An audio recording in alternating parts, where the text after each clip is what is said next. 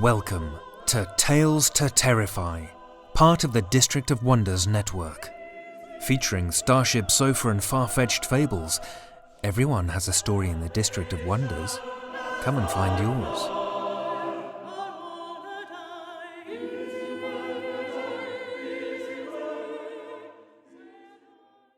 Good evening, children of the night. Thank you for joining me for another episode of Tales to Terrify. As you know, this is usually the time that I share about some news or some thoughts on something. But actually, I have just about nothing. While I'm on the topic of nothing, and just before we dive into the stories, do you remember with the frequency that I begged you for money? I felt like it was pretty much constantly. There were times that were financially dire, but Tony took the district to Patreon and to Acast that has insulated us from full-blown money panics. Hopefully, I never have to come back to you with desperation again, but I wanted to take a moment to specifically thank the Tales to Terrify listeners who support the District of Wonders on Patreon. Because of you, I don't have to get on my knees and hold out my bowl begging for alms. Thank you for that. If you're not a Patreon member, I'd encourage you to do so. It helps us, as we say, keep the lights on, but also will help Tony grow the District of Wonders as well. Our current goal is to pay our narrators, and we're 60% of the way there. Actually, let me sidebar for a moment. I listen to a good number of other podcasts, Freakonomics, Decode DC, This American Life, Radiolab, and they always use for the cost of 1 cup of coffee a month, or something similar. And I always thought that was some sort of hokey catchphrase thing that fundraisers used. Well, here I go. They're all right. If every single Tales to Terrify listener, forget about our sister podcast, joined the district's Patreon at the lower tier, $1 a month, we'd blow through that goal, and I'd bet the other one after it as well. And it'd help me from having to ever beg you for money. Let's hear some stories. Charles Vincent de Vet, born in 1911, was a U.S. author, mostly of short stories, of which he wrote over 50 for science fiction magazines, beginning with The Unexpected Weapon for Amazing in September of 1950. In his first sci-fi novel, Cosmic Checkmate with Catherine MacLean, an Earthman is sent to investigate a hostile planet whose inhabitants' social advancement depends on proficiency at the national chess-like game, and must himself become involved in a desperate tournament. His second novel, Special Feature, rather flatly depicts media involvement in the filming of the depredations of a cat-like alien monster in St. Louis. After some years of silence, de Vet becomes active once again in the late 1980s for a short while. He died in 1997. Let's take a moment and listen with me to Charles de Vet's There Is a Reaper.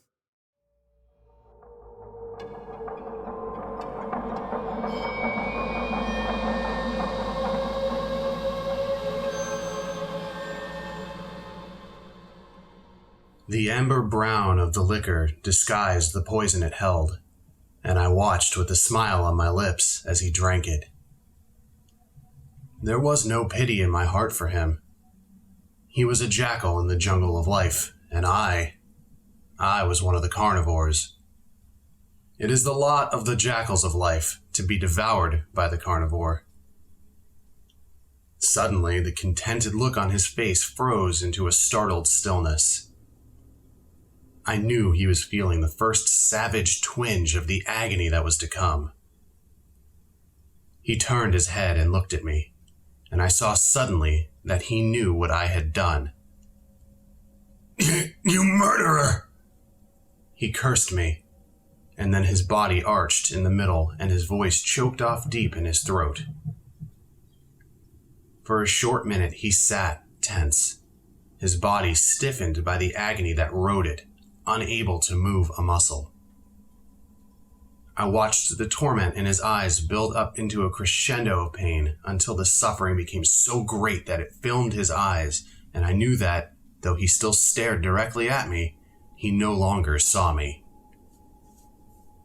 Then, as suddenly as the spasm had come, the starch went out of his body and his back slid slowly down the chair edge. He landed heavily with his head resting limply against the seat of the chair.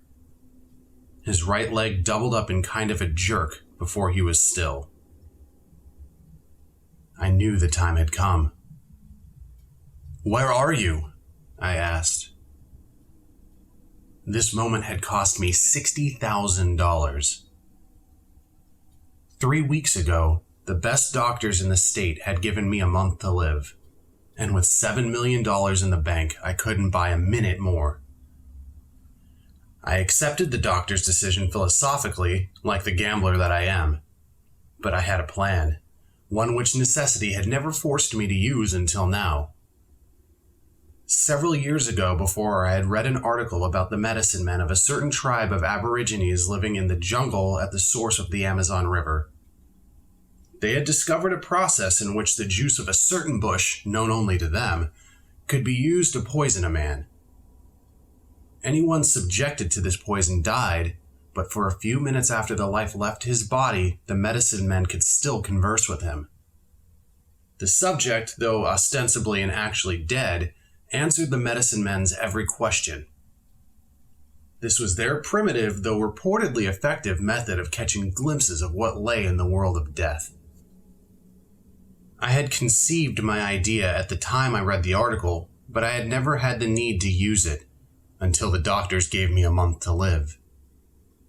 Then I spent my $60,000, and 3 weeks later I held in my hands a small bottle of the witch doctor's fluid. The next step was to secure my victim, my collaborator, I preferred to call him. The man I chose was a nobody, a homeless, friendless non-entity picked up off the street. He had once been an educated man, but now he was only a bum, and when he died, he'd never be missed. A perfect man for my experiment. I'm a rich man because I have a system. The system is simple. I never make a move until I know exactly where that move will lead me. My field of operations is the stock market. I spend money unstintingly to secure the information I need before I take each step. I hire the best investigators, bribe employees and persons in position to give me the information I want, and only when I'm as certain as humanly possible that I cannot be wrong do I move. And the system never fails. $7 million in the bank is proof of that. Now, knowing that I could not live, I intended to make the system work for me one last time before I died. I'm a firm believer in the adage that any situation can be whipped given prior knowledge of its coming and, of course, its attendant circumstances. For a moment, he did not answer, and I began to fear that my experiment had failed. "Where are you?" I repeated, louder and sharper this time. The small muscles about his eyes puckered with an unnormal tension while the rest of his face held its death frost. Slowly, unnaturally, as though energized by some hyper-rational power, his lips and tongue moved. The words he spoke were clear. "I'm in a tunnel," he said. "It is lighted, dimly, but there is nothing for me to see." Blue veins showed through the flesh of his cheeks like watermarks on translucent paper. He paused, and I urged, "Go on." "I am alone," he said. "The realities I knew no longer exist, and I am damp and cold. All about me is a sense of gloom and dejection. It is an apprehension, an emanation so deep and real as to be almost a tangible thing. The walls to either side of me seem to be formed, not of substance, but rather of the soundless cries of melancholy of spirits I cannot see. I am waiting in the gloom for something which will come to me. The need to wait is an innate part of my being, and I have no thought of questioning it." His voice died again. "What are you waiting for?" I asked. I do not know, he said, his voice dreary with the despair of centuries of hopelessness. I only know that I must wait. That compulsion is greater than my strength to combat. The tone of his voice changed slightly.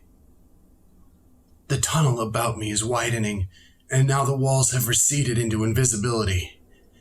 The tunnel has become a plain, but the plain is as desolate, as forlorn and dreary as was the tunnel, and still I stand and wait. How long must this go on?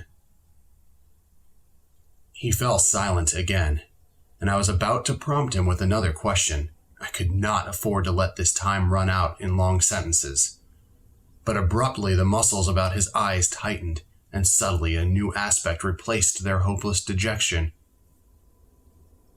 Now they expressed a black, bottomless terror. For a moment, I marveled that so small a portion of a facial anatomy could express such horror. There's something coming toward me, he said. A beast of brutish foulness. Beast is too inadequate a term to describe it, but I know no words to tell its form. It is an intangible and evasive thing, but very real. And it is coming closer. It has no organs of sight as I know them, but I feel that it can see me. Or rather, that it is aware of me with a sense sharper than vision itself. It is very near now. Oh God, the malevolence, the hate, the potentiality of awful, fearsome destructiveness that is its very essence, and still I cannot move. The expression of terrified anticipation centered in his eyes lessened slightly, and was replaced instantly by its former deep, deep despair. I am no longer afraid, he said. Why? I interjected. Why? I was impatient to learn all that I could before the end came. Because... He paused. Because it holds no threat for me. Somehow, someday, I understand, I know, that it too is seeking that for which I wait. Well, what is it doing now? I asked. It has stopped beside me, and we stand together, gazing across the stark, empty plain. Now, a second awful entity, with the same leashed virulence about it, moves up and stands at my other side. We all three wait, myself with a dark fear of this dismal universe, my unnatural companions with patient, malicious menace. Bits of... he faltered. I can name it only aura, go out from the beasts like an acid stream and touch me, and the hate and the venom chill my body like a wave of intense cold. Now there are others of the awful breed behind me. We stand waiting for that which will come. What it is, I do not know. I could see the pallor of death creeping steadily into the last corners of his lips, and I knew that the end was not far away. Suddenly I felt a black frustration built up within me. What are you waiting for? I screamed, the tenseness and the importance of this moment forcing me to lose the iron self-control upon which I have always prided myself. I knew that the answer held the secret of what I must know. If I could learn that, my experiment would not be in vain, and I could make whatever preparations were necessary for my own death. I had to know that answer. Think! Think! I pleaded. What are you waiting for? I do not know. The dreary despair in his eyes, sightless as they met mine, chilled me with a coldness that I felt in the marrow of my being. "I do not know," he repeated. Yes, I do know." Abruptly, the plasmatic film cleared from his eyes, and I knew that for the first time since the poison struck, he was seeing me clearly. I sensed that this was the last moment before he left, for good. It had to be now. "Tell me! I command you!" I cried. "What are you waiting for?" His voice was quiet as he murmured, softly, implacably, before he was gone. "We are waiting," he said, "for you."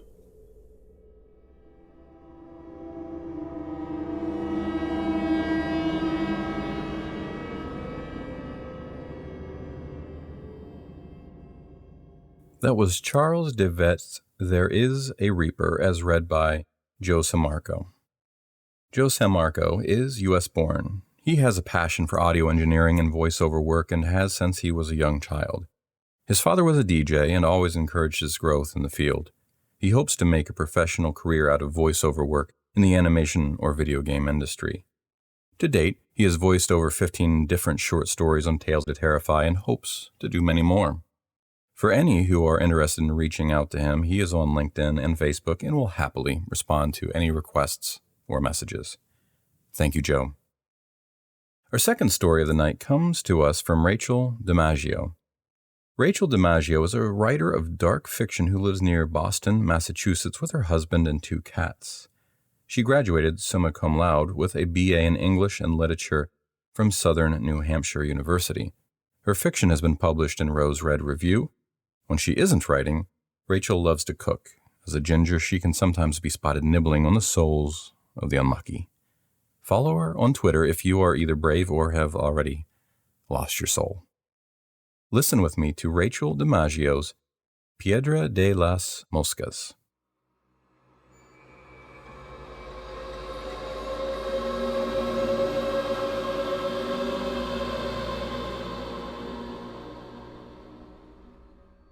The trip almost didn't happen. Sierra only went because she suddenly lost her job, her admittedly dead-end, boring job at the pretzel shop in the mall. Lucida's counselor went into early labor in the night, so she had to reschedule their meeting. And Marshall, the only one who actually owned a car, had been trying to scrape up money for a repair until his aunt breezed into town and took pity on him. He told Sierra it was the only good thing that came out of his trip to San Francisco. Sierra sat cross-legged in the middle seat of the van. She felt like a kid during the first week of summer break. Behind her loomed a wall of backpacks, sleeping bags, and pillows. In the front seat, Lucida was messing with the radio, and Marshall was hanging his arm out the window for the breeze. The blinding flash of sun on the pavement foretold an afternoon of blistering heat.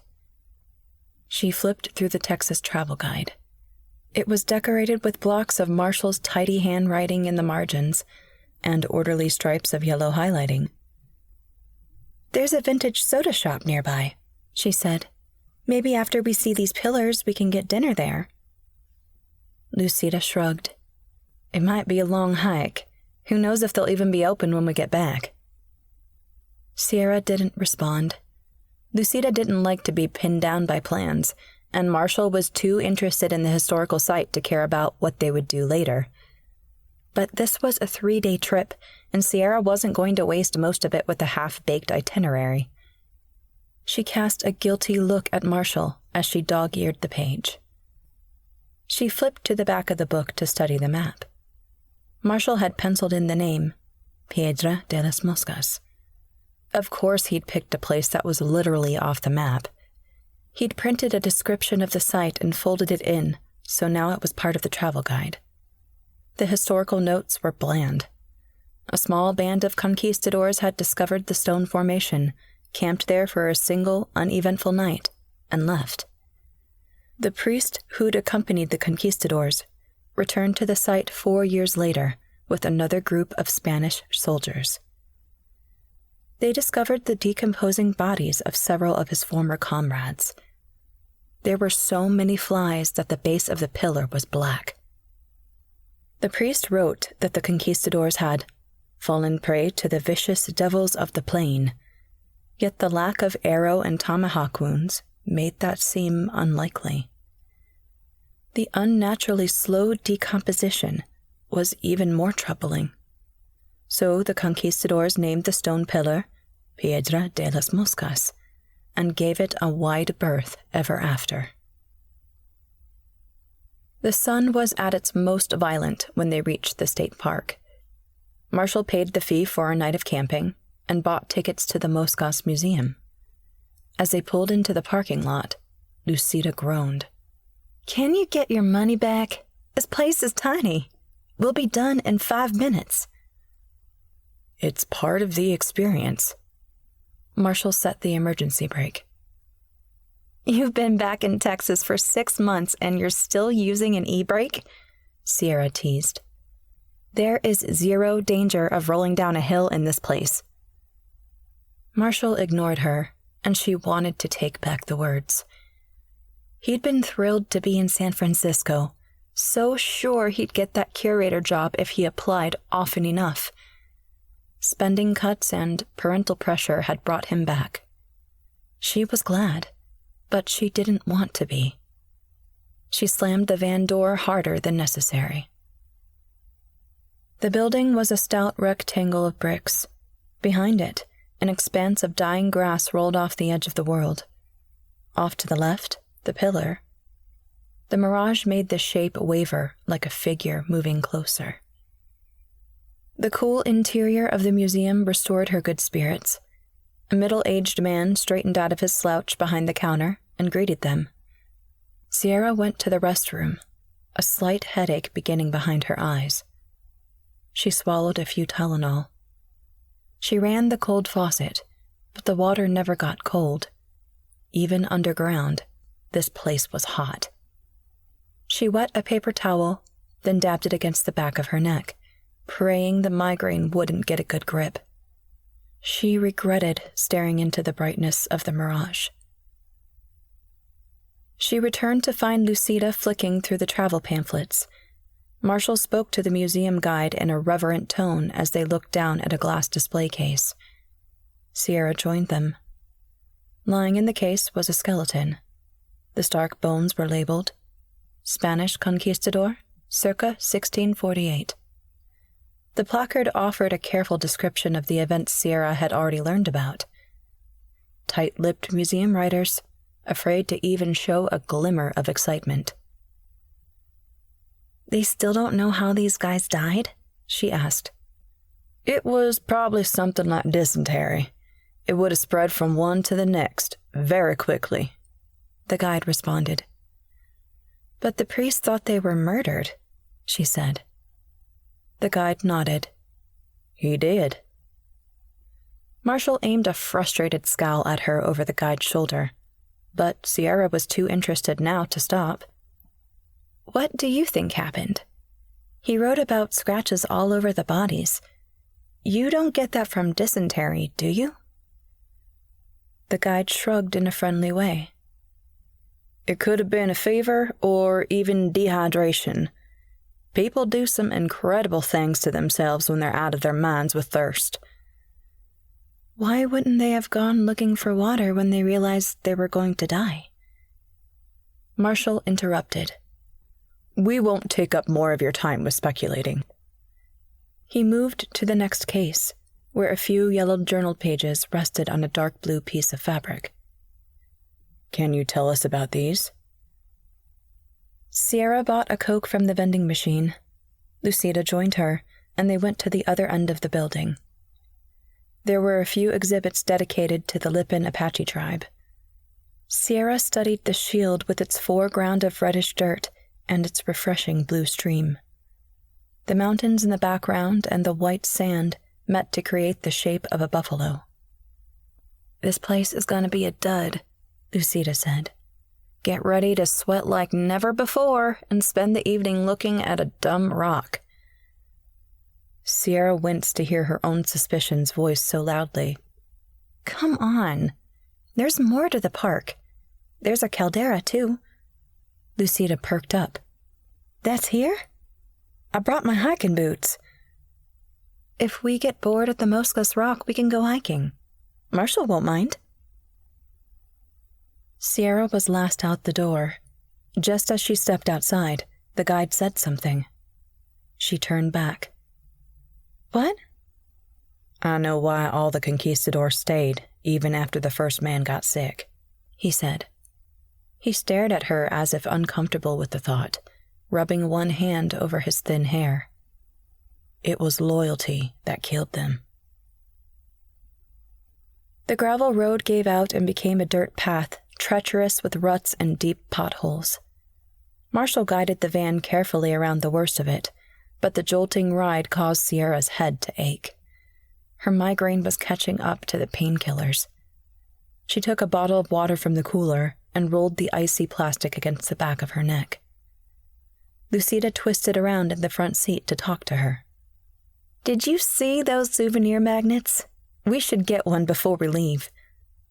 Didn't notice, Sierra said, each word like the striking of a gong in her skull. Are you having one of your headaches? Lucida asked. Sierra loved her for that quick intuition. She shrugged, not wanting to mess up Marshall's plans. I'll do fine. Just waiting on some shade. That's not going to happen anytime soon, Marshall said. But we can head for the campsite first. No, you have to drive by the stone anyway, she argued. I'll just stay in the car. He frowned into the rearview mirror. If you're sure. It is on the route. Totally fine. Hand me those pretzels, Luce. She crunched a few of them, willing away the migraine. This would not be one of those 2-day headaches. They parked off the side of the dirt road. A cut section of the dead grass led to the base of the stone. Weeds rose knee-high on either side. Lucida left the car, dug through the cooler for another Coke, and stooped to tie her sneakers. Sierra pulled a pillow from their stash and lay down on the seat. Marshall opened her door and leaned in. Are you sure it's okay? I can come back tomorrow. It's fine. I'll just close my eyes for a few minutes. She felt him hovering, but she stubbornly kept her eyes closed until he shut the door. She focused on keeping her stomach from crawling up her throat. The air conditioner struggled to keep up with the heat of the day, and she focused on the repetitive ticking. After a while, she sat up and killed the engine. Her head still felt as if too much light was getting in, but she no longer felt sick. She finished the water and had a few more pretzels. From the front window, she saw Lucida moving up the trail, her bright green top the only speck of vivid color anywhere. Even the sky seemed blanched by the heat. Sierra leaned across the front seat to put the pretzels back in the cardboard box with the other snacks. Lucida's handbag gaped open on the floorboards. Sierra glanced down automatically, then averted her eyes so she wasn't snooping. She got out and did a few yoga stretches. The more she breathed in the scent of baked dirt and drying grass, the better she felt. She was already following them up the trail when she realized what had seemed weird about Lucida's bag. Her prescription bottle, the one that was always poking out of a pocket or rolling around in a drawer, was empty. Sierra glanced up the trail at Lucida, but of course she couldn't tell by looking how Luce felt, or what she might be thinking. The scars on Lucida's wrists proved that every day. She caught up with them at the stone. Marshall was taking a photograph of the built-up earth at the base. The red dirt hill was bare of weeds. Lucida had already inspected the pillar and retreated to a distance, leaning back on her elbows, sunglasses masking her expression. Sierra rubbed her temples. The grinding pain was nearly gone. The stone was one of those bizarrely formal structures that made Sierra feel that nature had overplayed its hand. It had made something that looked like art, using nothing but time and strange circumstance. She went around the side of the pillar opposite her friends, moving into the negligible shade. The snatches of wind faded. Her head throbbed, and it seemed like the stone was gravity itself, pulling her forehead against it. The stone was cooler than her skin. Piedra de las Moscas. The words ran together in her head. She saw them and heard them, and felt their shape beneath her fingers, the rigid stone spelling itself to her. When she opened her eyes again a second later, Marshall was still snapping photos. "Can you step out of the frame? I want at least one good shot before the sun goes down," Marshall said. "Gotta get some photos of these striations. Never seen them so fine. We'll all get photos with it before we go, anyway." "Sure," she answered, and moved away with unsteady knees. They didn't have time to hike that evening. The camping spot they'd picked was on the ridge of the caldera, and it was farther away than the map made it look.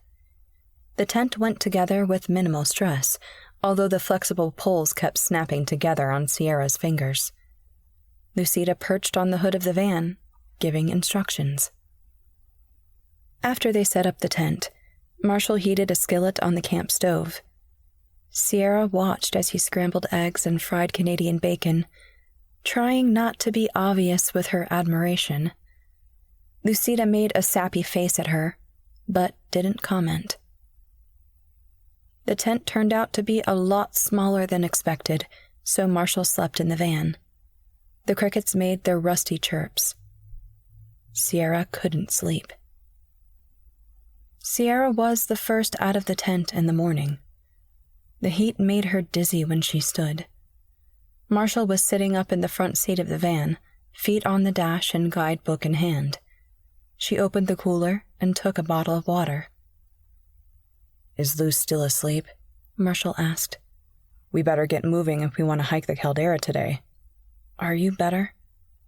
"Yeah, I'm totally fine," she said, smiling as she realized it was true.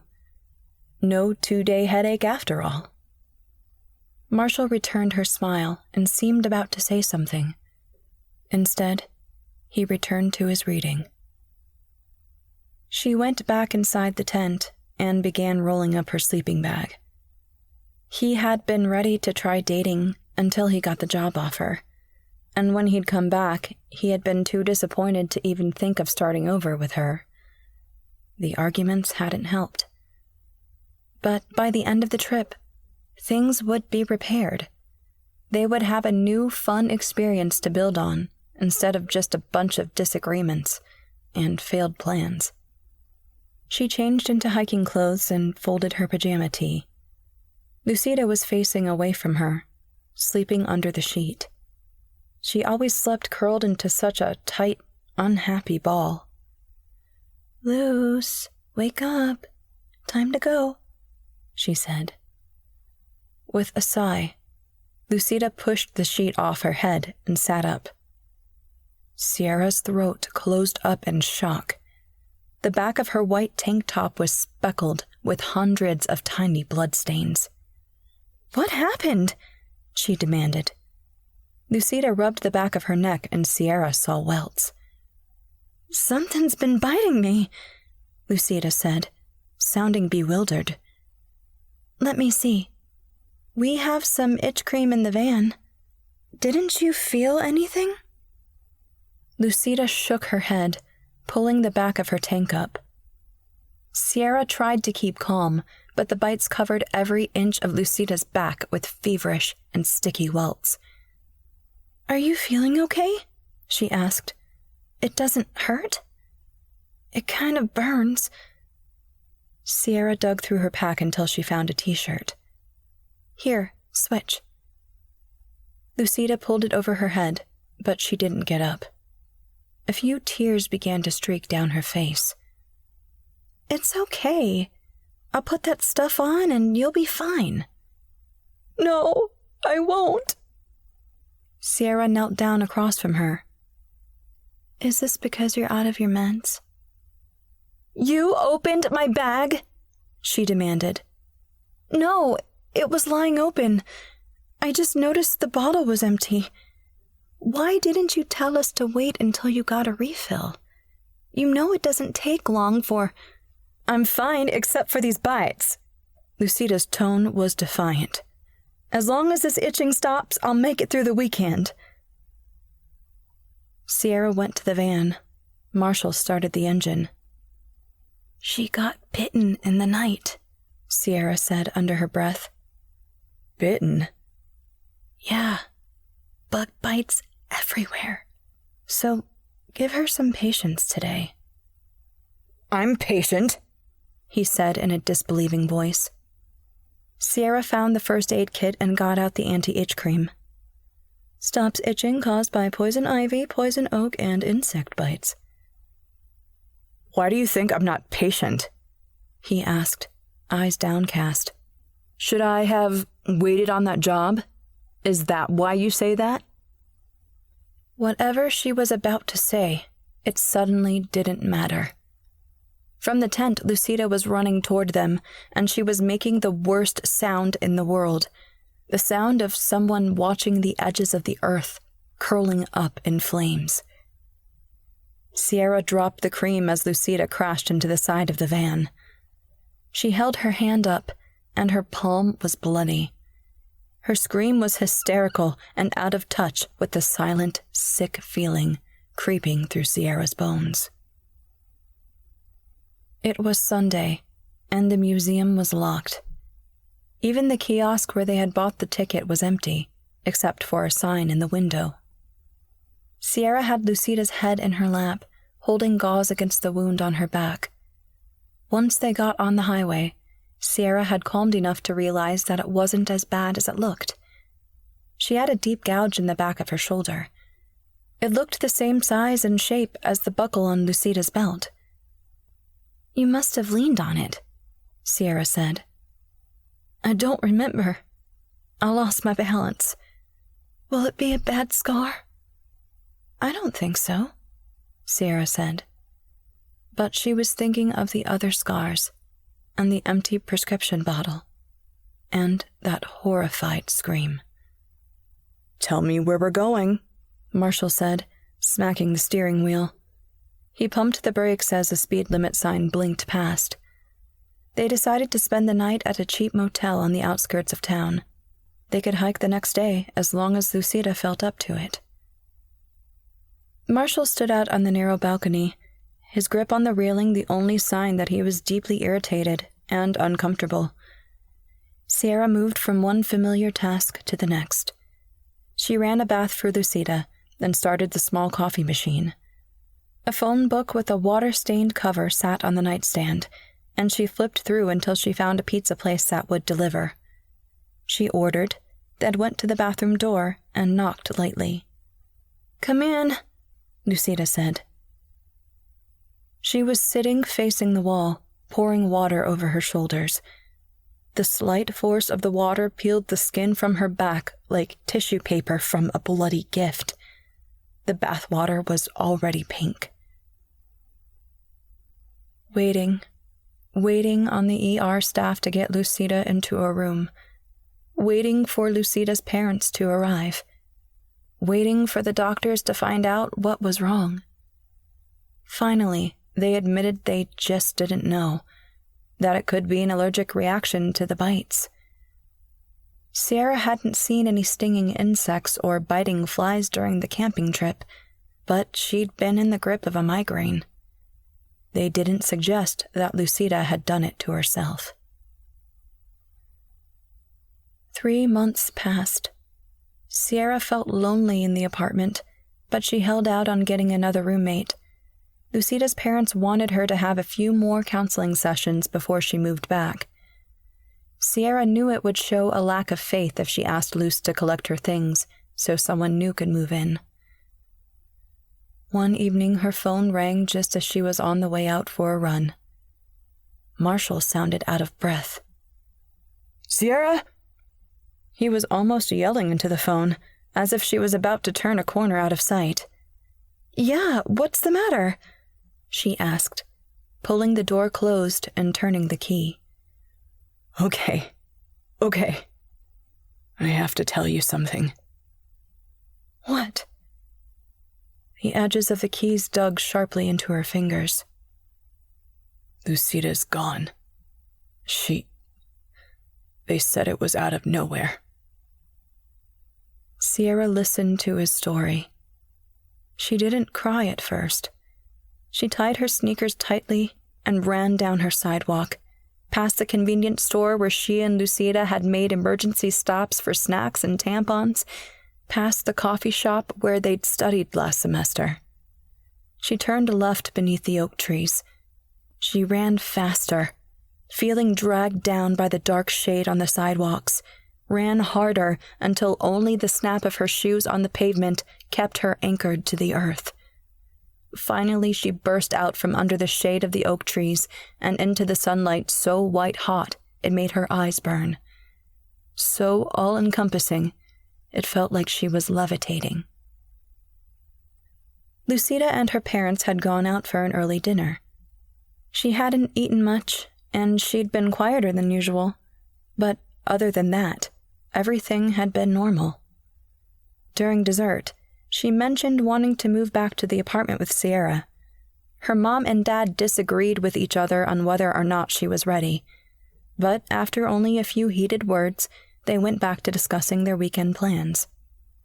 They got in the car at about 6 p.m. and headed home in rush hour traffic. Lucida's mom heard her say something under her breath, something about going back, and then she heard the handle click as the car door opened. She had twisted around in her seat in time to see Lucida tumble out of the car and turn to cross the highway. She only made it a few running steps before she was hit. Sierra hadn't been there, but she saw it in her imagination, over and over. 4 months passed. Sierra had a roommate who dyed her hair dark brown and wore a lot of vintage rock t-shirts. When Sierra ordered pizza, she always had to ask what toppings her roommate liked. She just couldn't remember. At work, she sometimes forgot the roommate even existed. Late one night in February, the peal of her phone woke her up. The plastic case was ice cold, and she huddled back beneath the covers as she answered. It was Marshall, and he sounded panicked. "What's wrong?" she asked. "I feel really off." "Are you thinking about Luce?" "No. I mean, yes, all the time. But that's over. I think it's gonna be my turn next, Sierra. It will." Wait a second." Sierra got up and dug through the closet until she found an old fleece jacket. She pulled on her sneakers and went outside. Part of her wanted to let the roommate sleep. Another part, the primal part she couldn't touch with all her skepticism, didn't want to hear Marshall's terrified voice while she was in her own house. She didn't want to infect the place she slept. He was talking to himself under his breath, obviously trying to get a grip on his thoughts. "Okay, so tell me what's going on. Are you safe?" "I don't think so," he said. "Marshall, don't you dare do anything to yourself. I can't take that after." "I don't want to kill myself," he said indignantly. "I want to go back." "Back?" "To the pillar." Sierra's throat felt tight. She'd been dreaming of that place for weeks, but she had blamed it on trauma. "Why would you ever want to go back?" "I don't know. It doesn't make sense. I feel like I have to." He didn't sound like the analytical and collected person she knew. "Okay, I'm coming over. I'll be there in an hour." He was waiting on the sidewalk when she parked at the apartment. She wished she'd taken him up on the offer to visit when he'd first moved in. He hugged her, and it was like he feared being flung off the earth, and she was the only anchored thing to hold on to. "Okay," she said sharply, trying not to soak in any more of his fear. "What's wrong?" He looked miserably at her. "I took part of it. There were some broken pieces at the base of the pillar. I took one." She couldn't help it. She scoffed. "You wouldn't do that," she said. "You yelled at me that time I picked a state flower. You're a historian. You would never take something from a site." "I don't remember doing it, but I found it on my desk. I'll show you." She followed him inside and they took the elevator to the top floor. Stacks of soup cans teetered near the overflowing trash can. Unopened envelopes were scattered on the countertop. She sidestepped a stack of books on historical sites and museums in the Southwest and waited for him to open the bedroom door. When he did, a rush of dry air blasted her face. It felt 10 degrees warmer than the rest of the house. The lamp was on at his desk. He'd been in the middle of writing, papers ringed by a semicircle of books and sticky notes and pens. Raw white light surrounded a chunk of red rock pinning the paper to the desk. Red dust surrounded it, as if the rock had fallen from overhead. It was the size of a brick, an obscene paperweight. "It was just here," he said. "I kept waking up at night to look at it. I haven't touched it because I can just feel it trying to make me go back." "You know that sounds crazy," she answered, trying to appeal to whatever logic was left. "We had a bad experience. You're just reliving it. There's nothing special about that rock. You probably blocked out taking it, and you put it there in your sleep." He shook his head and kept pacing in a circle. Sweat began to tickle her hairline. That lamp was giving off a fierce heat. She moved to turn it off. "Leave it. I'll open the window." She tugged at the scarf she'd looped around her throat and watched him fumble to unlatch the window that led to the tiny balcony. The metal bars around the square ledge looked more like prison bars than decorative fence. "I know why she did it." A headache struck her temples like a hammer. She put her hands on the desk and leaned against it. Her head dipped lower, and she felt slight relief. The heat seemed to be radiating off the rock. "Nobody can know that," she said. He pulled her arm so she would turn around. She cringed at the terrified look in his eyes. "Her parents said she was talking about going back. She needed to go back. She wasn't trying to kill herself. She was taking the most direct route to where she wanted to go." Sierra couldn't think of anything to say. "I need to go back," he said, suddenly matter-of-fact and calm. "You'll meet me there?" His fingers crushed deeper into her arm as he turned his head slightly toward the window. He moved like someone half asleep. He let go, and she realized too late that the window faced west, and it was 6 stories to the ground. She instinctively grabbed for him, catching the back of his hooded sweater. But she couldn't stop him. He sprinted through the open window and leaped over the rail. The fall was silent. She rushed to the balcony and stared down. Beneath Marshall's head, a dark shape of blood grew by inches, glistening in the orange glow of the streetlights. She heard a raindrop hit the balcony and looked up in disbelief at the clear sky. She looked down at the concrete and saw drops of blood. She remembered a tearing pain as Marshall's sweater ripped from her grasp, and held up her hand to see her fingernails had ripped deep into the flesh. Maybe this mess would untangle itself. The explanation would appear and shake everything into order again. She got through another month of talking to her therapist about her guilt, her rage at her friends for leaving her behind, for going crazy and trying to take her along. Her headaches had been worse since Marshall's death. She found that if she went to sleep with her forehead touching the cool wallpaper, it was a little better. One night she understood that it was the west wall she was leaning on for relief, and she got up at 2 a.m. to switch the dresser and the bed to opposite sides of the room. She didn't sleep well after that. Nothing dulled the headaches like that one wall, but she refused to move the bed back. Each morning she woke with flickering images of that rock in her mind. Work became her escape, the place where she was surrounded by people who would stop her if she started behaving oddly, if she tried to walk into traffic. Her roommate had moved out when the flies started coming in. Sierra covered the windows with tight plastic. They still appeared. Flies clustered together at the door and on the windowsills, and died.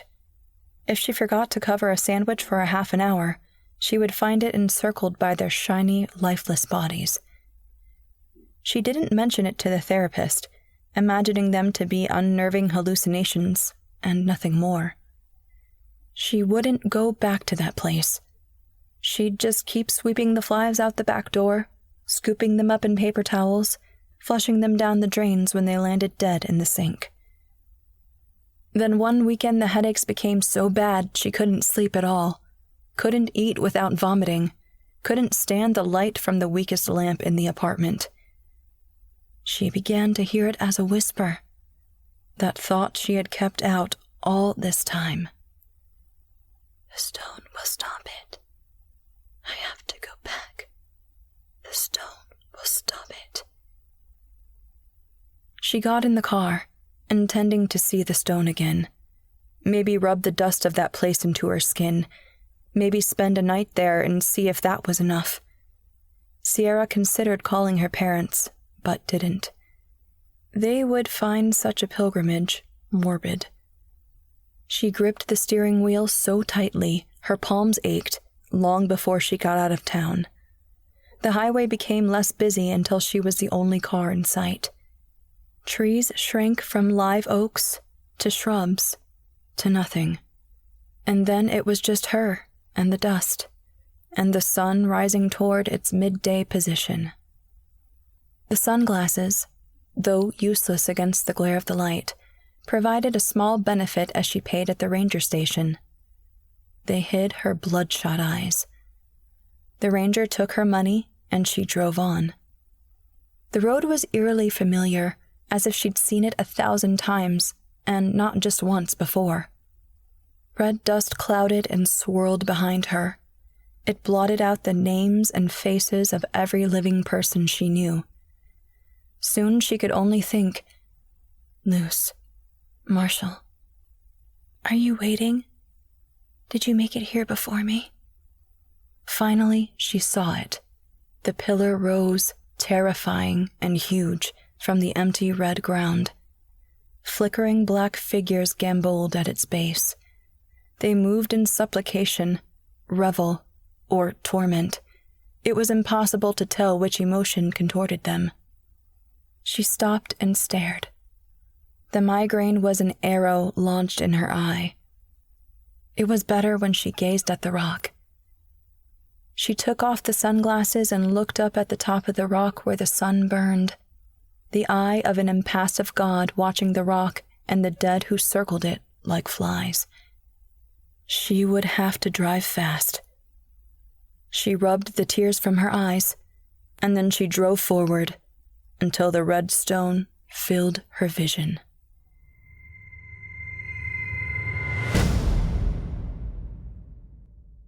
That was Rachel DiMaggio's Piedra de las Moscas, as read by Heather Thomas. Heather Thomas is a jewelry expert by day and master of none by night, dabbling in costuming, art, music, writing, and narration. She is a lifelong fan of all things horror and enjoys reading stories and novels to her friends and family, when they let her. She lives in Denver, Colorado, with her husband and her spoiled, rotten cat, Oni. Thank you, Heather. That'll be our show for the evening, Children of the Night. Visit our Patreon page in the links below, and don't forget to like us on Apple Podcasts. Our show is produced by our editors Scott Silk, Seth Williams, and Drew Sebastini. Website designed by Josh Lightsey, and theme music by Diane Severson. Tales to Terrify is distributed under Creative Commons Attribution and Non-Commercial No Derivatives 4.0 license. Join us again next week for another episode of Tales to Terrify. This presentation has been brought to you by the District of Wonders Network, dedicated to podcasting the finest genre fiction. You can learn more about the District of Wonders and their many literary productions at their website, www.districtofwonders.com. Thank you for listening.